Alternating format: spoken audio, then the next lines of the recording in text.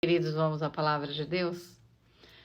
Compartilho com vocês o Evangelho do Senhor Jesus segundo João, capítulo 4, onde nós temos o diálogo de Jesus com uma mulher samaritana. Eu não vou ler todos os versos porque o capítulo é extenso e nós teríamos que ter mais tempo.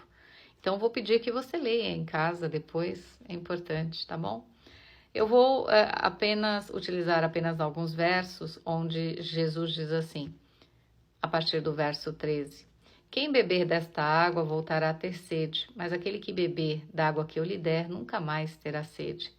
Então a mulher diz, Senhor, eu quero que o Senhor me dê dessa água para que eu não tenha mais sede e nem precise vir aqui buscá-la. Então Jesus diz a ela, vai e chame seu marido. E ela diz, eu não tenho marido, já tive 5. E o que eu tenho agora também não é meu marido. E Jesus diz, você está certa. Você disse a verdade. Então, o que nós temos aqui? Uma mulher vivendo à margem da sociedade. Por que ela fica tão empolgada quando Jesus diz, se eu lhe der dessa água, você nunca mais terá sede? Imagina se nós víssemos naquelas propagandas das redes sociais, né? Beba dessa água e nunca mais tenha sede, porque a gente tem, né? Beba isso e se livre do diabetes, beba isso e não seja mais hipertenso, não é verdade? Imagine se aparecesse assim uma propaganda, beba água e nunca mais tenha sede. Do jeito que a gente lembra de tomar água, seria um alívio, não é? A história dessa mulher. Por que ela busca água ao meio-dia? A Bíblia diz que ela busca água ao meio-dia. Por quê? Porque era uma mulher que vivia à margem da sociedade, era como um leproso naquela época. Imagine você uma mulher que já tinha tido 5 maridos e estava com mais um que não era seu marido. Você acredita que falavam pouco dessa mulher?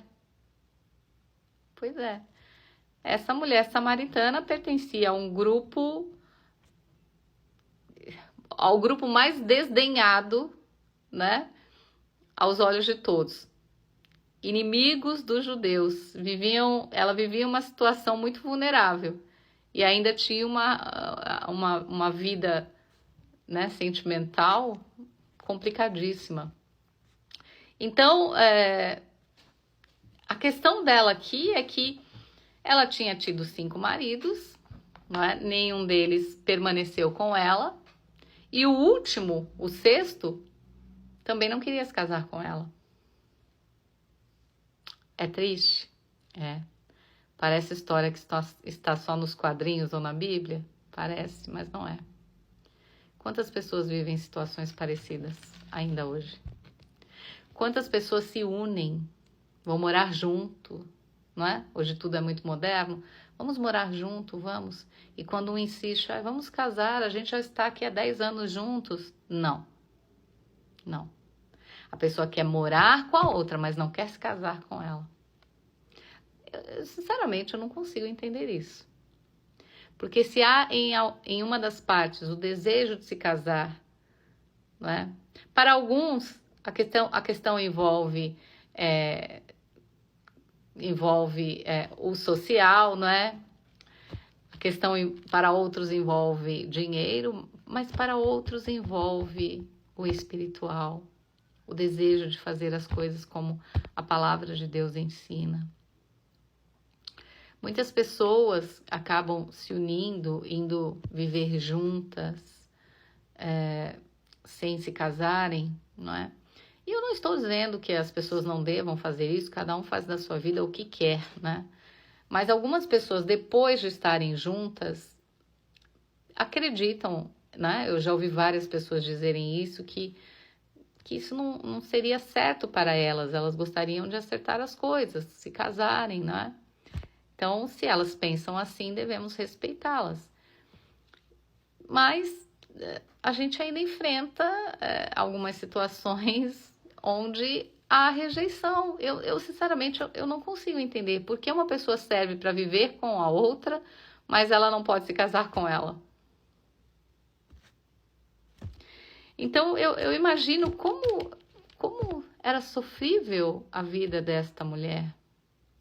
Como é triste a vida de algumas mulheres que enfrentam a mesma situação, né? O marido foi embora, Este que está com ela agora não quis se casar.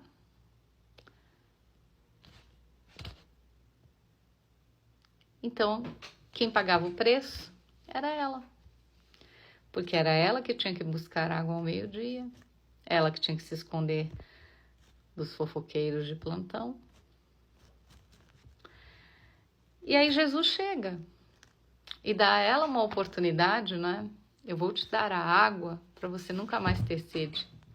E ela, sem compreender muito, entende que ele está falando da água mesmo, né?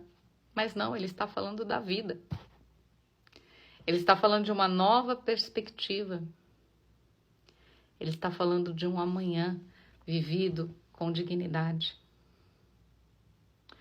Porque hoje, gente, para algumas pessoas pode parecer quadrado, fora de moda, se casar, ser abençoado, não é? Tanto na igreja quanto ter o casamento no civil.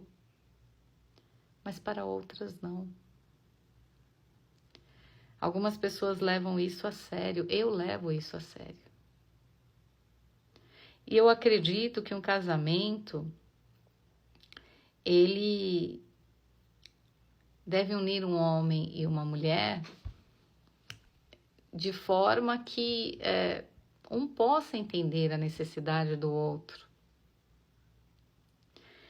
Então, aqui ela não tinha muita escolha, como muitas pessoas hoje não têm escolha. Vai fazer o quê? Vai deixar o companheiro com quem vive há 20 anos porque ele não quer casar? As pessoas acabam meio que se acomodando, não é? Mas o coração pesaroso, triste.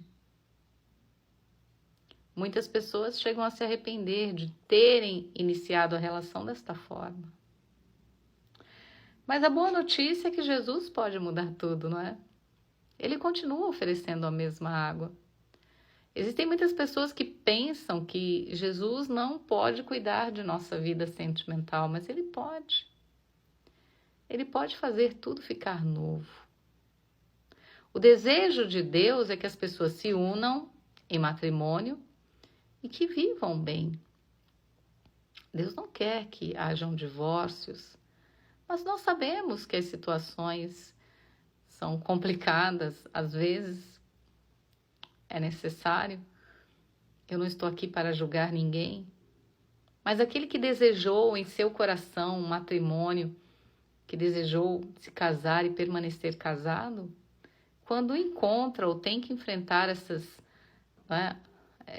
destemperos, sofre. É muito difícil imaginar que numa relação um diga, eu gostaria tanto de fazer isso. Ah, não, isso é bobagem. Olha como é doloroso você dizer, eu gostaria tanto de fazer isso para a pessoa que você ama, e ela olhar para você e falar assim, isso não é essa bobagem. Por isso, é muito importante que nós tenhamos tempo para conhecer a pessoa, para entendermos como ela age, como ela reage, para que ela também nos conheça. Porque é claro, não é? É possível o divórcio, embora eu não concorde com ele, é possível? É. Mas é doloroso. É doloroso. E Jesus, quando entra naquilo que está destruído, ele pode trazer vida. Mas precisamos abrir os nossos corações como ela abriu. Ela desejou viver o novo. O que você tem desejado? Busque na palavra de Deus o consolo e a solução para os problemas, mesmo os de ordem sentimental, afetiva. Aprendam com a palavra de Deus, que Ele fale com cada um de vocês.